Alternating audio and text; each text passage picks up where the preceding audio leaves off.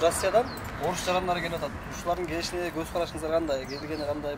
Я уже видела их, они приходят. Ой, келеберсин, ким каяка баргысы келсе, каяка жашагысы келсе, ошол жака жашай берет да. Проблема жок эч кандай. Бизге келип алып алар чыр салып же болбосо жаман иш кылбаса болду. Иштей беришсин. Сиз кайсы жактан көрдүңүз ошолорду? Касым, моя соседка живет, говорит, дочка приедет скоро к ней из России. Демек жакшы экен, көз карашыңыз. Эми жакшы же жаман деп айта албайбыз, бирок ар бир адам өз каалаган жакта жашаганга укугу бар. Самое главное, будет работать, нам помогать. Эч кандай жаңжал чыгарбай, тынч жашаса болду. Азыр бизге тынччылыктан башка эч нерсенин кереги жок. Аманчылык, тынччылык и ден соолук. Эми ар бир өлкөнүн жараны өз элин коргош керек.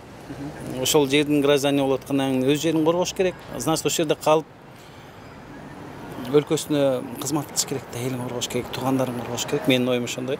Ребят, вот несмотря на вот эту ситуацию, да, я очень переживаю, из-за чего я сама украинка. У меня там, это родина моя, у меня там брат живет, все мои племянники. В горячих точках, в Донецке, да, на самом Донбассе и в Харькове мои родные люди живут. Ребята, я за то, чтобы украинские матери дождались своих сыновей, российские матери дождались своих сыновей. И я за мир во всем мире.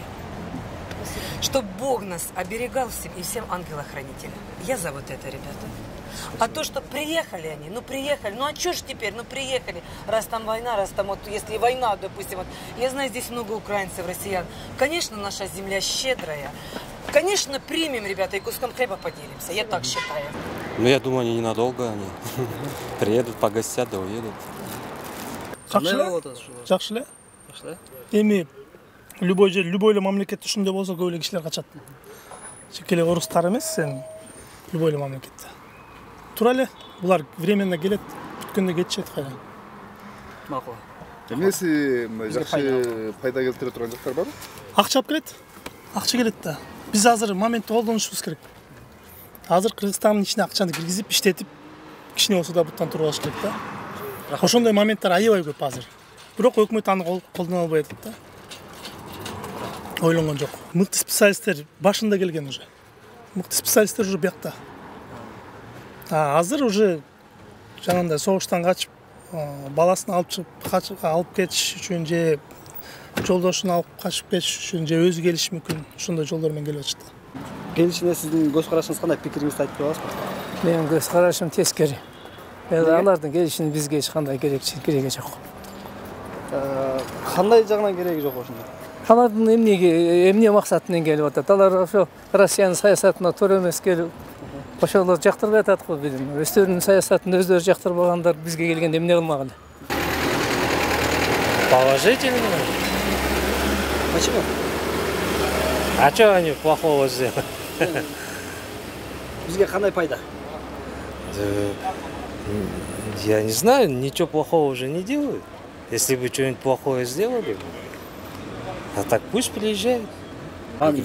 Каршымын, конечно.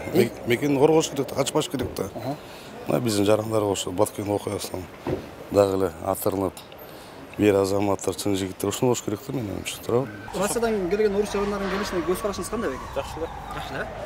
Кандай көз карашыңыз? Даже билем, эми Кыргызстанда Акаев айткандай наш общий дом, мне кажется, келгени деле жакшы.